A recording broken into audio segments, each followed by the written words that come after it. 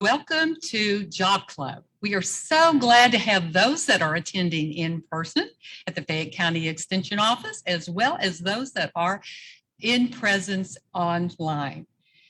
We are thrilled to have today's program. It's going to be very informational, and we are anxious to get started. But first, we want to share a little bit about the program itself. If you are viewing or listening for the first time, our agenda is the welcome, which I just did. I'm Diana Doggett, the Family and Consumer Sciences Extension Agent here in Fayette County. We will be sharing success stories. Our main speaker, of course, job leads will come after that, and then partner updates, and as well as our next time at Job Club. Our mission is to provide a positive environment for job seekers to network and learn best practices for the job search. We meet the second and fourth Tuesday of each month, and you can find the schedule of topics at UK Alumni. And I'm gonna look for that one right here. www.ukalumni.net/Job Club. Here is our Job Club Facilitators. And you met me, Diana. Caroline Francis is Director of Alumni Career Services with the UK Alumni Association. Amanda Shagney is the Associate Director. Nicole Waite is the Employment Specialist at UK STEPS Temporary Employment. And Suzanne Smith and Sunny Saylor and Ellie Goodman and Grace Herring are also behind the scenes helping us produce today's program. So thanks to all of our facilitators. Job Club is currently hosted in a hybrid format. And that means that we're in person here in Fayette County Extension Office, and we also are presenting on Zoom webinar. And the chat moderator is available if you have a comment or any question throughout the session. Our third option is Facebook Live, and it is view only, no chat moderator or job lead newsletter. But we certainly are thrilled that you are joining us that way if that is your choice. I want to bring your attention to our free Job Club resource packet, and that is online, and we invite you to take a look at that. There is just a wealth of information, job search questions and answers. We have Central Kentucky networking opportunities, informational interview tips. We have a resume review checklist and verb list, and the list goes on and on. So it is worth your while to check out that resource packet in the interim when we're not meeting at Job Club, and you can ask that question personally. Employers and recruiters are always welcome at Job Club. In-person employer guests may have a 1-minute spotlight to share active job leads with the group later in the program. Watch your email today. It will arrive later, and it will have job leads that have been sent and shared with the Job Club team. So that will arrive later this afternoon. Some attendees are conducting a confidential job search. So let's please be respectful of privacy for the job search of others. Check out job search related articles, and they are included in our Job Club reminder emails. We also have recordings and PowerPoint slides, and they're available again at ukalumni.net/Job Club. And now it's time to welcome our first timers. If you're online, we'd love for you to place your name and where you're from, perhaps, or just where your location is, so we can welcome you as a first timer. And do we have anyone in the audience in person today that is a first timer? Yay! We do, and we welcome you. Warm welcome. We always want to acknowledge those that have just learned about Job Club, perhaps, and we know that we hope that you'll follow up and join us again next time.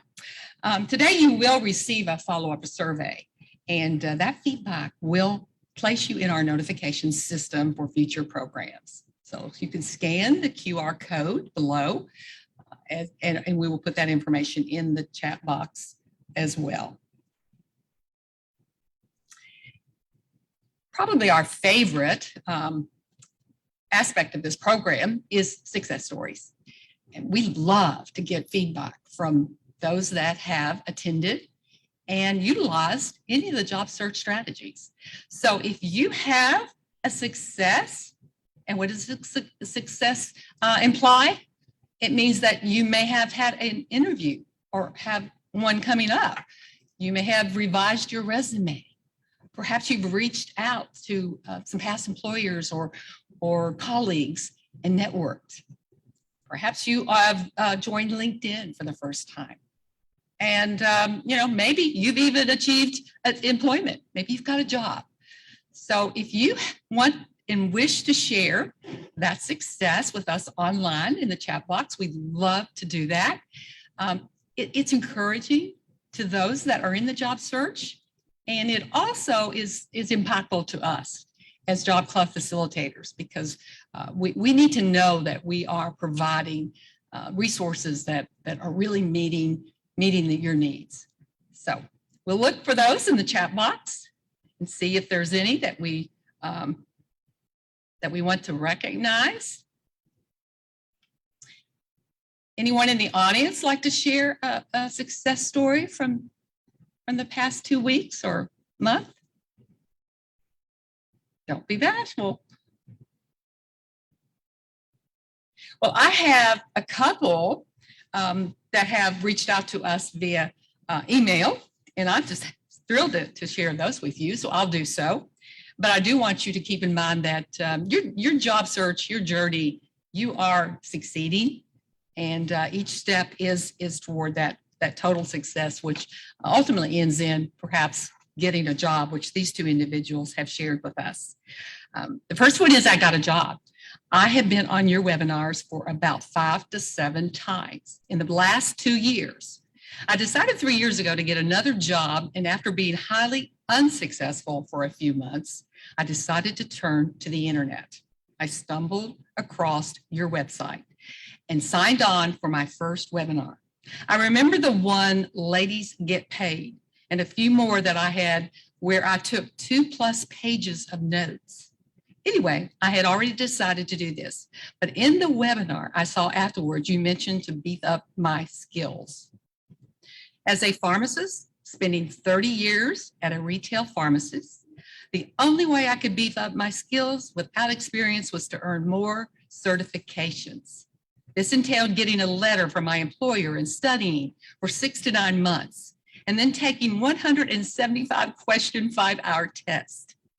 This was a huge commitment in time, money, and it took $600 to take the test, and that doesn't include the training materials and time away from my family. I studied on car rides. My husband made sure that there was food on the table. In short, it was all hands on deck for me to achieve this. Everyone pitched in with dishes and etc. I even stepped down from being the pharmacy manager so that I could study, because I couldn't study working 55 hours a week and drive for our round trip 4 days a week. Anyway, I also remember that you said not to list tasks on my resume, but to put things like being a team member, able to work independently, and etc. on it. Well, I changed my resume, and after that, my number of interviews greatly increased. Today, I accepted a position as a consulting pharmacist. As part of this job, I will drive to different nursing homes throughout the Commonwealth. I'm very excited about my new opportunity, and I thank you all for your help. Can we give that one a round of applause? Oh, we really do rejoice with her. And we know there was a lot of hard work and lots of strategies put into practice. The second job success story begins with, hi, I wanted to let you know that I got a new job. I've taken several of your classes since you started offering them on Zoom. My new position is at a Kentucky university, Chief of Staff in the College of Arts and Sciences. And I start in December. Best wishes to Job Club. Wow. Another great success. And again, it just perhaps that success does begin with attending Job Club. We like to think so. And we just are thrilled that that these two have shared, and we invite you to do the same with each and every one of your successes. Today's program is going to be, again, as I said, very insightful. Get your note pages out. You know, if you're on your computer, make sure you got a Word page open, and this is going to be something that I think you're going to really benefit from. I want to introduce our two speakers. First being Caroline Francis, who is no stranger to Job Club. She's the director of the University of Kentucky Alumni Career Services Program. And her certification, I'll just list some of these: professional retirement coach, a career counselor, a career services provider, global career development facilitator, and board certified coach. And she has over 20 years of experience working with adults in all stages of career transition. In her alumni career services role with the University of Kentucky, she assists individual clients, develops career-related programming, and writes regular columns for the UK Alumni magazine. In 2013, she co-founded the Central Kentucky Job Club, which is still going strong. Caroline has an Ed.S, MS, and BBA from the University of Kentucky and is a proud life member of the UK Alumni Association. Joining Caroline will be Amanda Shagney, who is the Associate Director of Alumni Career Services, and she brings over 11 years of experience in career counseling services and adjunct faculty roles at UK.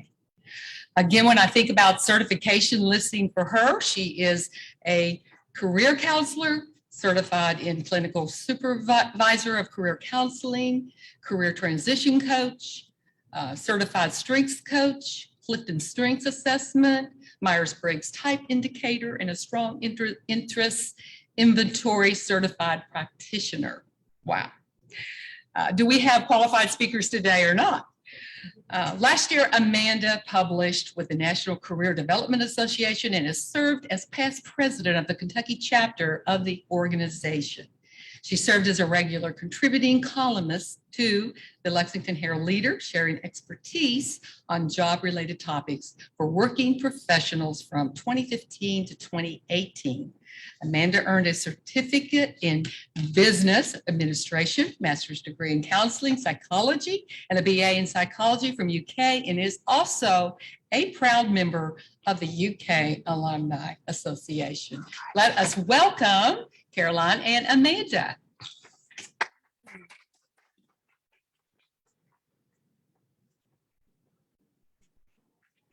Thank you so much, Diana, and thank you for joining us today, either in person or virtual. It's always great to have so many people from across the Commonwealth and the country with us. Today, we're going to share some game-winning strategies for your job search. A couple of things I'd like for you to keep in mind is the economy is unlike anything we have ever seen in most of our lives. And although we hear a lot about this great recession, it still can be challenging to find the right job. So the strategies we're going to share with you today will be helpful across the board. Also, employers tell us that skills still trump. So with that in mind, skills over titles. Employers, they really want to know how you can help their pain. How can you quickly jump in, help them solve their problems, make things more efficient? So if you can communicate, whether that's through your application materials or in the interview, how you're going to help that employer, it's going to be to your advantage. We're going to hit on resumes and interviews. Today's just a quick highlight of some strategies to help you in your search. So let's get going, Amanda. Let's do it. All right, tip number one. So keep in mind, the more of these 10 tips that you utilize, the more likely you are to have an efficient job search, but also a much quicker job search in the process too. So first is goal planning and job search kickoff. We need to have some strategy with this job search. And so we know that the job search often takes longer than expected, but putting on your game end really makes that big difference. We want to have that strategy. We also recommend not quitting your current job. It's always easier to find a job if you are employed. Keep that in mind. But here are a few just tips to keep in mind. Establish daily and weekly job search goals. Now, clients will often ask us, how many jobs do I need to be applying to every day, every week? And I feel like that's different for every client. It really depends on the types of roles that you're going for, how much opportunity there is in your target geographic preference. But I'd say on average, whatever you think, it probably needs to be more. True. True, right? Flood that market with applications. And we know it takes time to do that because every job application needs to be tailored to that job. All of your materials need to be tailored. Absolutely. Employers are telling us across the board right now, and I'm sure you've seen articles on Facebook or social media about the great resignation period. We're seeing record numbers of quitters or resigners in the United States. That doesn't mean necessarily the unemployment is high. It means that a lot of people are taking this opportunity of transition to level up in their careers, and they're using this strategy in particular to level up for that. Keep in mind, we need to work on our 30-second commercial, our introduction, our elevator pitch, all that's the same. It's tell me about yourself in an interview. We need to be on the spot, ready to go with an introduction about ourselves, our professional background, just ready to go for those introductions. And then one other tip, order professional business cards. If you haven't done this, we're seeing in-person networking activities pick up now that the economy is opening back up. So now's a great time to order those. We recommend Vistaprint because it's certainly cost effective. Anything you'd add to that one? No. All right, let's go to number 2. Okay, let's talk a little bit about resumes. Last time, Job Club, we had a great presentation, a wonderful overview of resumes. That's recorded on our website, so I highly encourage you to go watch that. It'll be well worth your time. You can find that at ukalumni.net/job club. That'll answer many, many of your questions about resumes. But if I could just share a few points with you on resumes, what I would want you to know is keywords, keywords, keywords. By that, I mean study the job description.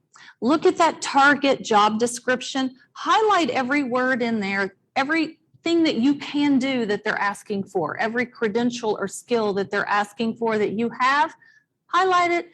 Make sure you get that back in your resume, include that on your LinkedIn profile and your application materials. Keywords are very important to get through the applicant tracking systems, the ATSs. Also, if it's been a while since you've updated your resume, I really encourage you to update your resume pretty frequently, a couple of times a year. I make the reference when you get your teeth cleaned, update your resume. Also, make sure your resume is easy to read at a quick glance. Employers are really only spending about 6 or 7 seconds, if that, on a resume. So it needs to be readable at a quick glance, not a lot of paragraphs. Use bullets. Your bullets need to be accomplishment oriented, not a list of your skills or duties, as our testimonial came in today when she changed her resume and made it more action accomplishment oriented. She started getting interviews. That would be my big advice on resumes. Amanda, what would you add to that? Just at the latest data that we're reading, we read a whole lot being on these trends, says that employers are spending anywhere from 4 to 7 seconds in their initial scan. They're scanning through a merged PDF, usually from an ATS, applicant tracking system. And if we have 4 to 7 seconds to capture that recruiter, that HR manager's first initial scan, the top half of the first page of your document is probably the most critical area for you to put in language that provides the burden of proof that you're the best candidate for the position. Especially in that profile or Yes. summary section at the top, really spend time on that. Absolutely. That's critical. And we have, like Caroline said, we have a deep dive. Our last speakers for Job Club were great. That's on the Job Club website. We have an in-depth job resume session at ukalumni.net/career resources. So definitely check those out. Okay, all right, very good. All right, tip number 3. We're getting there. Studies tell us that you're less likely to get called for a phone or a Zoom screening interview unless you have a LinkedIn profile. Specifically, if you have a photo on your LinkedIn profile, the data tells us you're more likely to get a call too. Okay, so don't underestimate the power of LinkedIn. After you get your resume updated, the updates on LinkedIn are pretty easily transferred over. And we want to have a really consistent profile compared to what our resume is. Think about those as branding documents that are representing you when you can't. And we want to make sure that those are very consistent too. Oftentimes clients will ask us, well, I don't know how to, like, at what level do I connect with people on there? Like just close friends or like acquaintance types. And it's not structured in the same way as Facebook or other social medias where you have to be particularly close to someone to be connection worthy in that way. If you met someone once at a networking event or they're a professional acquaintance level, it's certainly okay to add them on LinkedIn. LinkedIn helps you discover the power of your second and third degree connections. And what we mean by that is people who know someone are second degree connections. And if we can facilitate an introduction through LinkedIn to a hiring manager or to someone who works in an organization that we're targeting, we're more likely to get that interview and ultimately more likely to get a job offer from that group. Other tips, join groups within your target industry or field. You can do a search at the very top on LinkedIn for different target or industry field groups. That allows you to message group members for free. So I wouldn't necessarily recommend upgrading to premium for that. Do the free option. Find alumni in your target company, city, or industry using the alumni function. You can find that by searching your alma mater at the top and then doing a search for people on there. And then we do have a in-depth LinkedIn webinar on our website, the ukalumni.net/career resources. But if LinkedIn is something that you're working on, know that we're here for support for that too. We do a lot of LinkedIn reviews, and we often partner those with a resume review because they're branding documents in the same way. What else would you add on that? I'm starting to see a lot of clients that are actively stepping up their game in their job search. Maybe they've been in a job 15 or 20 years and they're like, I no longer want to commute. I want some hybrid options. They're starting to put their values in perspective. And so updating your resume is the first thing you need to do, and then updating LinkedIn is second. I'm surprised at how many people have let their LinkedIn go. And now when they need it for a job search, it has not been kept up to date. They do not have a lot of connections on there that could be really helping them right now. A huge percentage of jobs are still found through your network. And LinkedIn is definitely a valid source of networking. So we really encourage you to use it. LinkedIn is your friend. There's so many wonderful ways to use LinkedIn, not only for your profile and networking, but to prep for an interview. So go and look at profiles of people that are going to be in your interview, or to follow companies of interest, or to use the alumni feature and try to find people in that company that might be alums that you can reach out to get some insight on who might be interviewing you or the company culture. So fabulous ways to use LinkedIn. And if you're not on LinkedIn or not keeping it up to date, it kind of dates you and shows that you may not be as where you need to be in technology skills for this labor market. I would add that whenever you update that resume every 6 months or so, also update your LinkedIn at that time too, so it's fresh. Good point. It's not a social media that you have to log on to every day and like someone's posts in that way to be active. You can log in once a week or so and still be active. Read articles that are relevant from your network, or share a relevant article, or quiz, those buzzy types of things. I would also use the job board. We get That's clients, we get several clients a year that got a job on LinkedIn. And often when they land a job on LinkedIn, it moves quickly. Absolutely. Your LinkedIn profile can be searched like an applicant tracking system for keywords. So it's really important that you transfer those relevant keywords over to your LinkedIn profile under the About section as well. We're going to be taking questions today. So in that chat box, if you have burning questions that you would like to ask, please go ahead and insert those in the chat box and we'll get to those. All right, tip number 4. All right, number 4, target your job search. Employers tell us all the time they need you to be focused in your job search and be able to communicate how you can solve their problems. What can you bring to them? Employers don't have time to figure out where to put you. So you need to be able to come in and clearly communicate what you want to do, how you can help that employer. Lots of job search balls in the air. We get asked, what's the best way to look for a job? Well, there's really no one best way. It's not that easy. You need to have a lot of balls in the air in your job search. It might be some job boards, definitely networking, third-party recruiters, headhunters. Those are all strategies to use in your job search. Do keep in mind that recruiters are paid by the employer, so you do not pay employer or recruiters. Also keep in mind that recruiters tend to be specific to an area or an industry. So you may need to do a little research on LinkedIn or word of mouth from your colleagues and see if they've used recruiters, and if so, get a recommendation. Also, many of the staffing agencies and recruiters right now have a lot of jobs posted on their website. We speak to recruiters pretty frequently, and they have great jobs right now posted on their website. So spend a little time looking at some staffing agencies and recruiters and looking to see what might be posted on the websites. What would you add, Amanda? I would add that the Job Club Facilitator Group has compiled a list of Lexington area, Central Kentucky area staffing agencies, and you can find that in the first timer packet. And as employers are telling us, the trend right now is low candidate counts for any position. Candidates can be more selective in a candidate's market for any jobs. Employers are more likely to hire these staffing agencies because they want a more robust pool.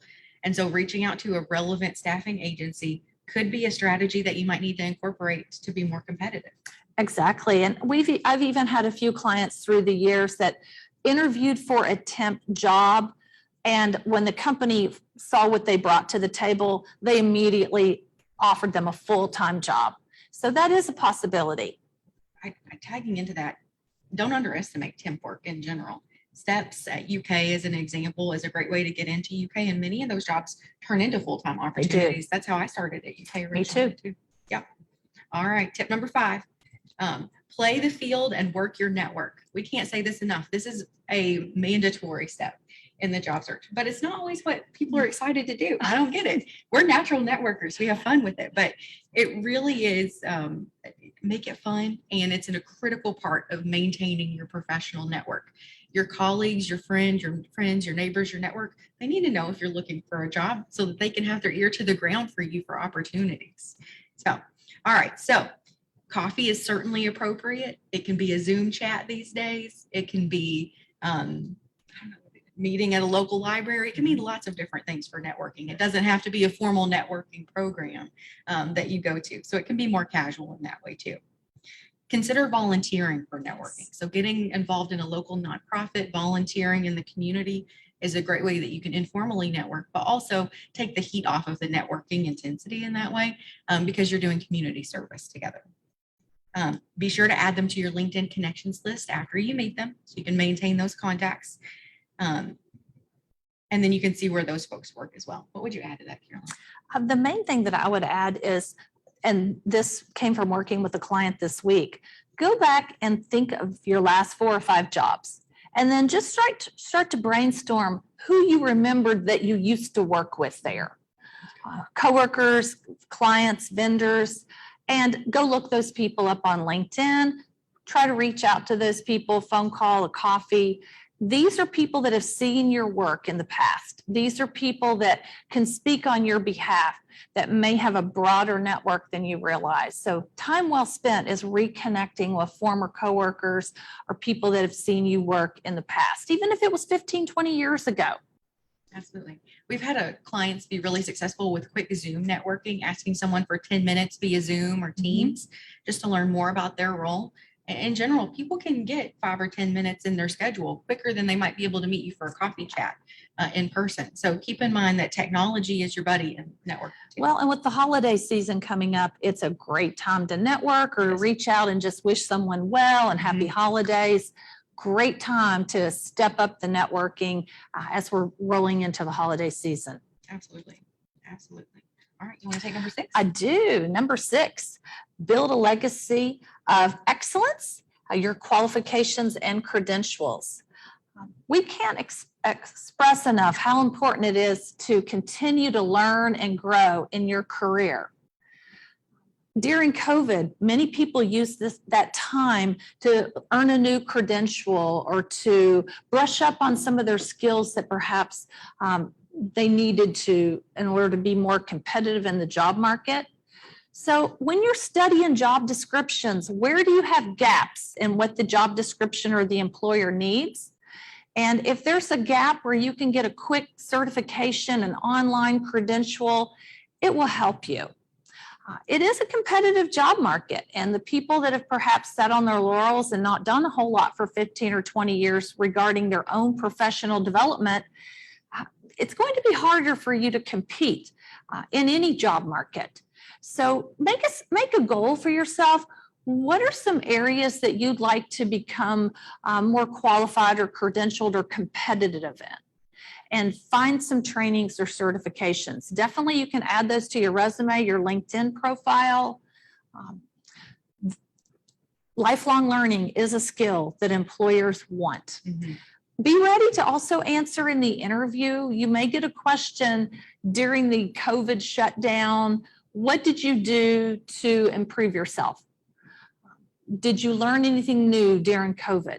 So if you have some certifications or trainings that you took advantage of, that would be a great thing to share in an upcoming interview.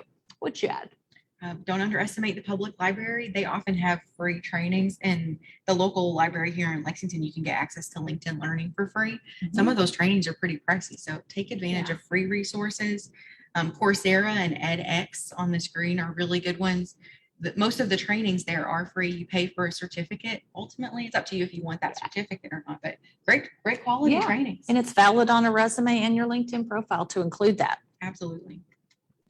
All right, number 7, carefully make your reference picks, just like your horses at Keeneland here. We want to be really careful with these reference picks, and we want to ask our references, do you feel comfortable being a strong reference for me? As a reference, I need you to speak to my XYZ skills. And we coach our references to be really specific on what we want them to talk about, okay? And so if they are in the loop on what kinds of opportunities we're applying for, they're not going to get called out of the blue. We don't want that as the strategy. We want them to be well coached and ready to talk about specific skills and attributes that you hold as the candidate, ready to speak on those and give specific examples. So always ask their permission. Don't list someone without permission to list them as a reference. And be sure to share your resume and cover letter with them. I always ask when I'm a reference for someone for their updated documents, because if I'm on my cell phone and I get a call from a recruiter or HR manager, I'm going to put that person on speakerphone. I'm going to go to the folder in my email that has reference requests. I'm going to pull up their resume while I'm talking to that person. And so set your references up for an easy job to be your reference. Make it easy for them to brag on you. What would you add to that? Mainly just keep them posted every step of the way. Also, please be courteous and ask their permission before you use them as a reference. It's a bit awkward to get called to be a reference for somebody and you didn't know you were going to be, so you're not prepared. And so it makes the job candidate look poor if the reference is not prepared. So be courteous and do that. Keep your references posted all along. Let them know when you got the job, or let them know when you advanced to the next round of interviews. It's again awkward when you read it on Facebook. Somebody you were a reference for got a job and they didn't bother to let you know. I don't like that. So please communicate with your references and choose your references wisely. Different jobs may require different types of references. So use the references that are most strategic to the job of the hour. Who can speak best to your transferable skills, your relevance credentials, and utilize those folks for the reference. Usually you want to have 3, 4, 5 references in your back pocket ready to go.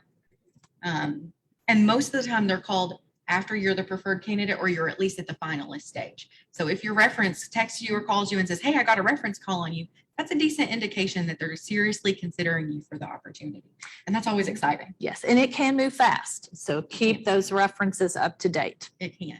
Thank you notes for your references after they do a reference call for you is a best practice. So you do a thank you note after your interview, which we'll talk about interview in just a second.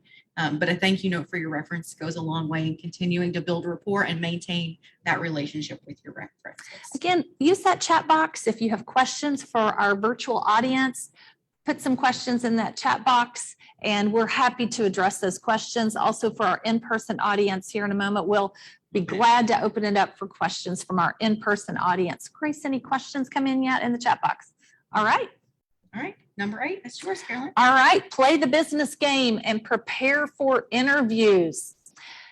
Practice, practice, practice. You can Google common interview questions and get a list of some very common interview questions that everyone should be prepared to answer at any time. Be sure you have a strong opening to the interview. You're likely going to be asked some version of "tell us about yourself." That question is strategic from the get-go to make sure you're sharing what's most relevant to the job of the hour. It's really not the time to tell them, where you grew up and about your pets. Really use that from the very beginning to be strategic and let them know what's most helpful for them about your background. So a little bit about your past, a little bit about your present, a little bit about your future, why you're a good fit, why you're interested in this company. In the middle part of the interview, you may get a question on your strengths or your weaknesses, but you'll probably get a lot of behavioral or situational interview questions. A whole lot of those right now. Yes. If you don't get one, I would be surprised. I would be shocked. Most of your interview questions will be behavioral now. You're going to get probably 3 to 5 behavioral or situational interview questions. There is a strategy. You can prepare for those in advance. But tell me about a time. Describe a situation when. These are things that are going to happen in the job you're interviewing for, probably not on a good day, but things that you would just have to face. Tell me about a time you've dealt with a difficult coworker. Tell me about a time when you had to handle an ethical situation. Describe a time when a coworker was not carrying their weight. Describe a time when you caught a problem and fixed it when no one else on your team saw it. These type questions, they're really an opportunity for you to shine and to tell a good story. So use the acronym STAR. What was the situation or task? Being very specific. What action you took and what was the result, using metrics when you can. How did it turn out? Why was that important? So you're basically just telling a good story. I have clients prepare by doing a few simple things that'll potentially lead to an interview response. First of all, think back, what are some of your career accomplishments you're most proud of? What are 3 to 5 of your career accomplishments you're most proud of? Write that up, type that up using the STAR format: situation, task, action, result. Maybe you overcame an impossible deadline and your company won the contract. Think of times when you really shined, okay? Situation, task, action, result. Another thing is study that job description and think, what would be the most challenging parts of this job that would really stretch a good candidate in this job? And try to think of similar situations you've been in and type those up using the STAR format. Then in the closing of the interview, you want to have a strong beginning, good STAR question responses, and a strong closing. Sometimes you may be asked, why should we hire you? If not, when the interview is wrapping up, kind of take a little bit of control and thank them for bringing you in for the interview, and then sharing some highlights, kind of wrap it up and put a bow on it for them. In making your decision, there are 3 things I'd like for you to remember about me and why I would be a good candidate for this job. And then list 3 things. You can always have that prepped in advance, but if they seem to hone in on something in your resume or your work experience during the resume that seems important to them, that can also be summarized at the end of the interview. There are so many resources online. We had fabulous job club speakers a month or 2 back on interviewing. I really encourage you to go watch the presentation at www.ukalumni.net www.untitled.com/job club. Interviews are looking a little different these days. You're probably going to have Zoom interviews from the very beginning, no longer telephone interviews. They're going to go straight to Zoom. You may have an initial round via Zoom and then brought in. What else are you seeing with clients right now? I agree. I'm seeing more clients do a first round on Zoom or Teams over phone. And I think that's a subtle way to test a candidate's adaptability to some of the technology that we've been using more during COVID. So I do see across the board more industries using that.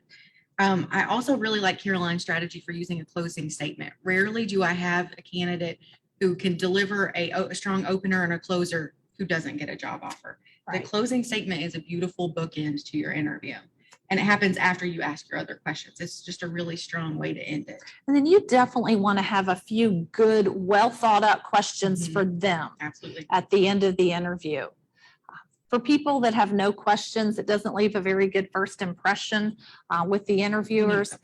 Feedback we're getting from employers, really do homework on that company, know their markets, their pain points, their competition, really study that company. If you can use LinkedIn or your network to talk to people that might work there, that could give you some insight. Look up the interview committee on LinkedIn. Also, Amanda and I, as a benefit of Alumni Association membership, and anyone can join the UK Alumni Association, we help people with mock interviews. So that is certainly a service for members that want to join the Alumni Association and take advantage of alumni career services. We can do that virtually. We help people all over the country prep for interviews. It's moving pretty quickly right now. So if you do get an interview, be prepared. It may go very quickly. It is. I think it's in response to a candidate's market. Employers have to move faster now to secure the candidate because the candidate has more options. And so the job market, it's faster than ever, I think. It is, which is exciting for the candidates. I think we may have a question or so. And Grace? Sure. So Faith is wondering in the chat, if you ask questions during the interview, is it okay to not have any questions for them at the end? Sure, that's fine. I think the goal is that it feels more like a dialogue instead of an interrogation. If you leave the interview and it feels like an interrogation, sometimes that's tough, right? Additional feedback that triggered a thought. Employers tell us if you tell good stories in the interview, you're going to be more memorable to the Specific committee. stories. So when you're crafting your behavioral responses of star stories, show some enthusiasm. Tell a good story and they'll remember you a little better afterwards. Also, sometimes we're nervous and it's hard to show our enthusiasm or that we want the job, but make sure the interview team knows that you want the job and that you appreciate their time. We've heard feedback from employers afterwards. They're like, golly, I really don't even know if they want to work here or not. I couldn't tell in the interview. So make sure that's not a factor. Make sure that it's like dating. You want to get asked out again. So while you're trying to decide while you're trying to decide, make them love you, and then you can always decide later if you don't want to go out. I mean, you can break up at any time, right? It's at will. At least try to get to the second interview. I'd say by and far the part of might be what clients say is the most stressful part of the process is do they like me? Do I like them? It is a lot like dating. It's funny. But rarely does a question come out of left field, every once in a while. But if you are taking time to really study that job description, if you know your industry and the job function that you're going for, make a list of the essential skills and your power stories and be ready to tell those stories. You'll have a story for every question that they ask. It is perfectly fine to have a portfolio, legal pad with your questions and with examples of your story or the job description highlighted so that you can remember to hit those skills. Make sure there's not a doubt in their mind you can walk in and do this job or be quickly trained up that you've done something very similar, that you have transferable skills. I love the dating analogy. All right, number 9. Push it over the goal line, prepare a business portfolio or a leave behind piece. This isn't always appropriate for every single job, but listen closely. It might be relevant for yours and it can be the the tipping point for if there's two candidates that are really close. If you provide some samples of your work, if you're in graphic design, if you have a portfolio, or if you include testimonials from clients, if you're able to provide examples of your work or metrics of your success in previous roles that demonstrate your relevant skills, you may be more likely to get that job. So a few examples that we've got down here: work and writing samples, sales charts, statistics, testimonial letters or thank you notes from former clients or vendors, CEU certificates from those online trainings that you've done that are relevant, brochures, articles that show your involvement in a project. A strong performance review goes a long way. You're saying, I give 110 in every job, and I'm willing to give 110 in this one too. And then another one that we've had clients have a lot of success with is a 30, 60, 90-day plan. Take an hour and jot down some notes for if you were given the role, what would you hope to have accomplished in 30, 60, and 90-day touch points? And if you share that closer to the end of the interview, or if you can work it in earlier, if it makes sense, it shows the hiring manager or the panel that you're with that you've taken time to really reflect on the fit. And they should too. What would you add to that? The 30, 60, 90-day plan, we've had clients that have had huge success with that. I think rarely do one of them not get offered the job when they have that document.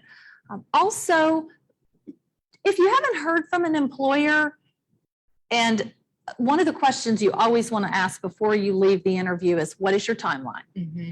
When should I hear from you? What is your timeline? And what's the best way to follow up? Yeah. What's the best? That's how you say, kind of back to the dating. How do I call you later? And so if you have not heard from them by that date, call them, email them, let them know, I'm still very interested in this position that I interviewed with last week. Would like to know if I'm still being considered and where you are in the process. Mm-hmm. Sometimes you might be the second choice, and perhaps the first choice fell through. And so it might take 2 or 3 weeks or a month or 6 weeks. And then you may get a call out of the blue. We hear that a lot from our clients. That's very, especially at UK, for UK jobs, that happens. The process is slower sometimes. It's fast, and then sometimes it's slow. Yeah. So you can't always predict. And you never know what goes on behind the scenes. So just because you do not get called immediately, there's always hope. We get a lot of success stories that come a month or 6 weeks later, and we never know what went on behind the scenes, but you got the job and you're thrilled. Mm-hmm. I would definitely recommend what Caroline's saying about following up regardless. I had a candidate the other day to follow up, and they said, we did fill that position. We do have another preferred candidate, but we really want you to apply to this other posting. We're getting ready to post. You're on my list to follow up next week anyways. And so regardless of what feedback we get, it's usually an update that we need. It's information that's going to help us move forward. If we're no longer being considered, that's valuable information for us to know too. I had a client last month, interviewed for a job a few months ago, did not get it, was crushed, but did not get it, gets a call out of the blue. They had someone else leaving the department, and they immediately offered her the job. She didn't even have to interview at all for the job because she'd interviewed for a similar job a month or so back, and she's thrilled.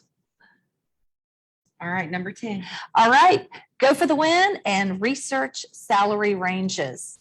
It's always a good idea to know market value.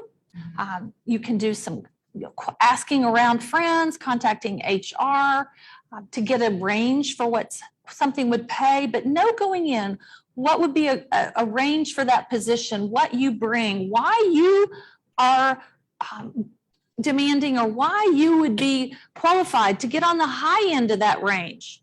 Always be ready to sell yourself.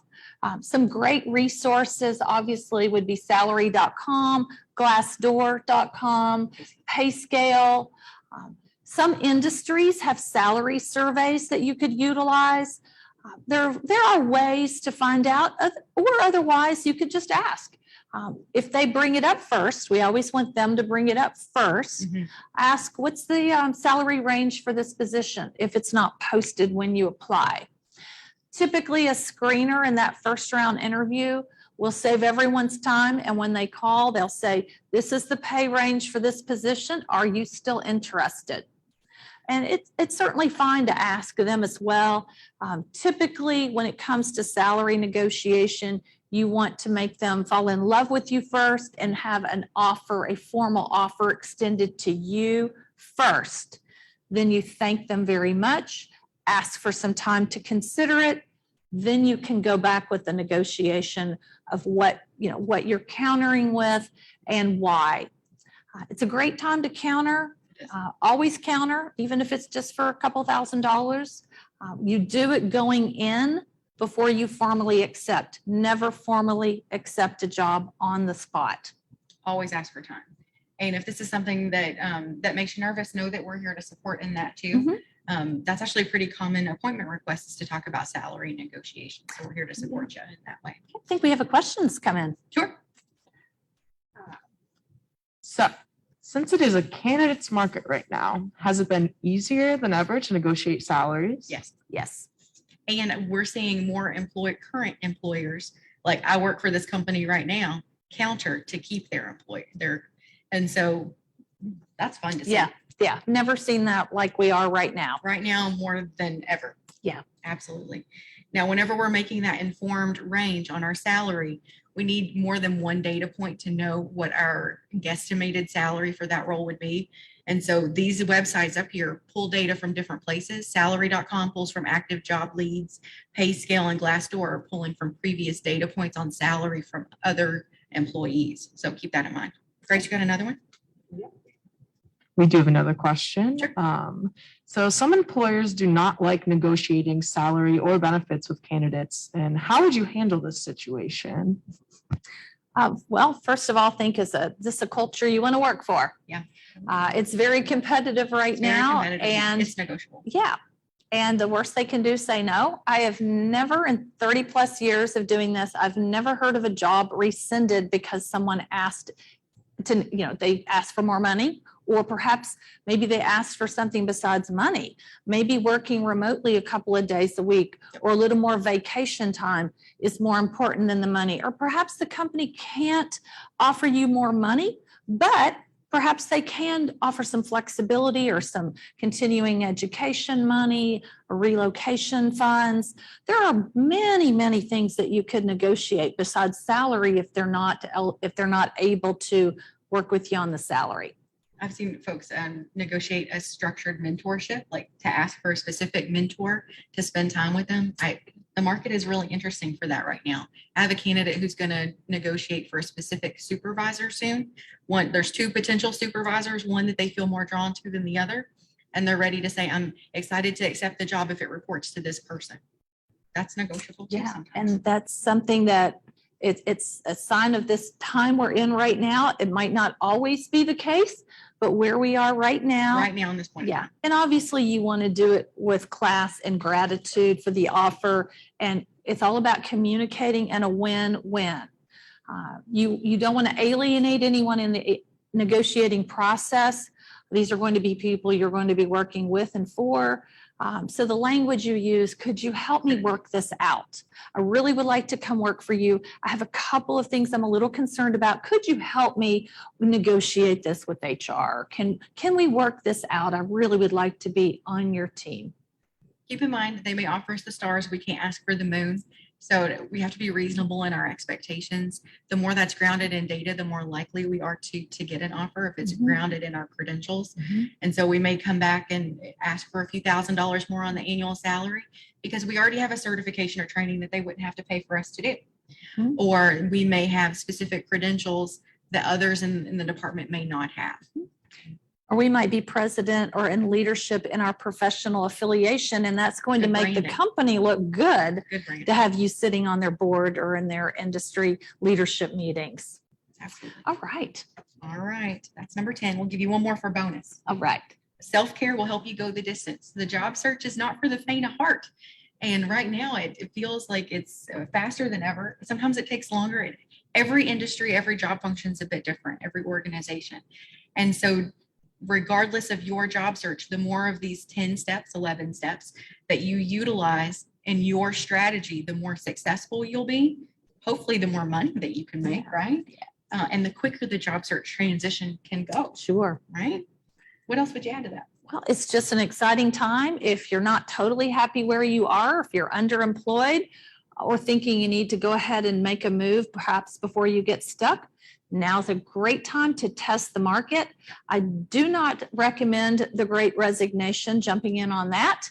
We always recommend having something lined up Before you resign. Who knows what tomorrow will bring, and you may wish you had your old job back.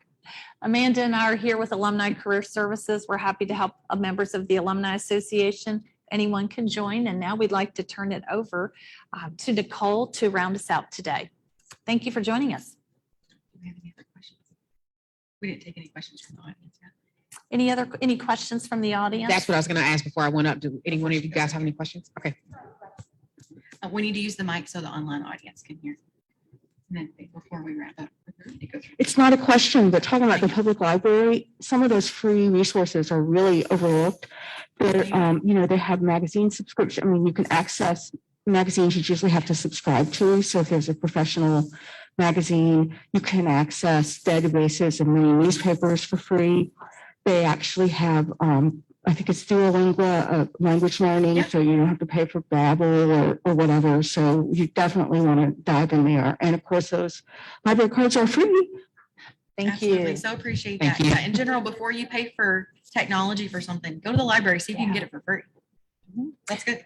Yeah, 2 upcoming programs we'd like to share with you this week. Tomorrow, Imagining and Crafting a Successful Retired Lifestyle. This is a once-a-year workshop. Anyone who's looking to retire in the next 10 years from full-time work, this will be a good workshop for you to attend on those transition strategies.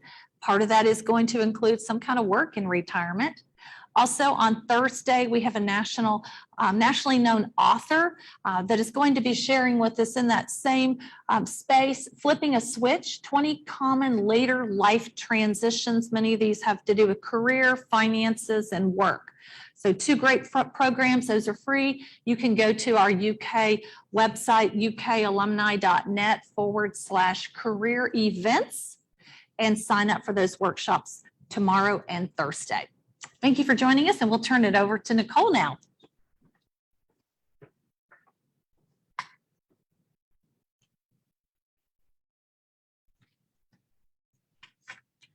All righty. So thank you guys again for listening. We got some great information from Amanda and Carolyn. And so we want to take a moment here and talk about who is hiring. So if there's anyone here in the audience with any job leads that you would like to share, come up here and let you speak for a few seconds. Yeah, you're fine. Yeah, definitely. All right. Oh, it's okay. Great. Hi, everyone. I am Mary Lyons with Kentucky Farm Bureau Insurance. We are actively looking to contract independent sales agents across the entire state. Plenty of openings here in Lexington. And with our new program, we are starting all of our new agents out with an established book of business already.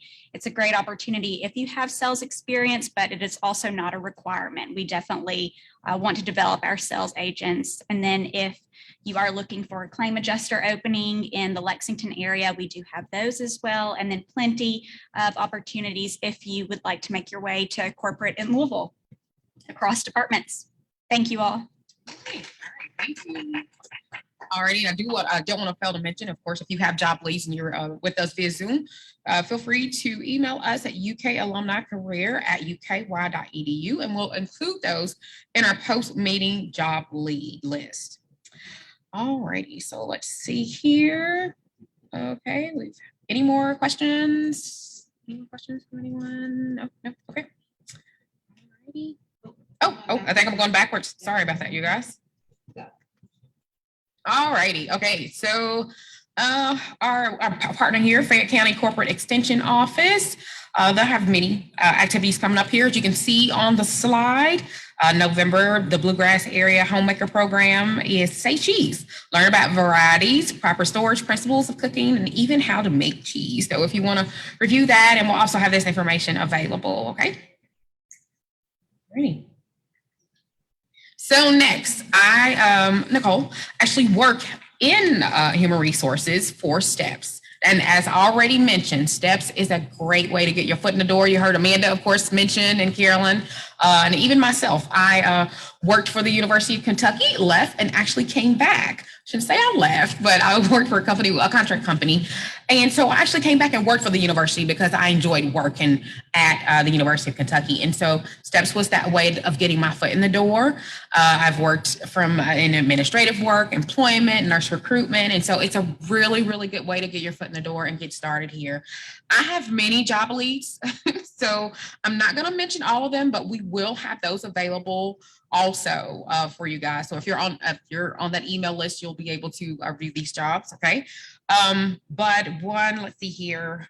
I'm going to say our main one is actually health entrance screeners. Of course, because of the times right now, we still are in need of those, but we actually have a college business analyst position open. Let's see here, medical assistants, admin supports, business assistants. We even have something called a standardized patient, which you actually help students, medical students. And so you're trained by staff to portray realistic situations. And so that one is really interesting. And we have actually had a lot of retirees apply for this position, and they really enjoy it. But you do not have to be a retiree. So I want to mention that, but that is a very popular position.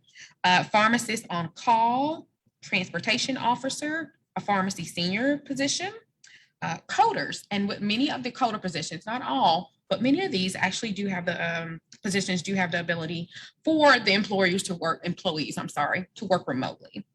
Of course, we know that's really popular now. A receptionist, postal worker, meeting and event coordinator, and I don't want to fail to mention, because it is the end of the year, we are starting to look for candidates to work for 4-H camps. And so that, of course, that's a seasonal job.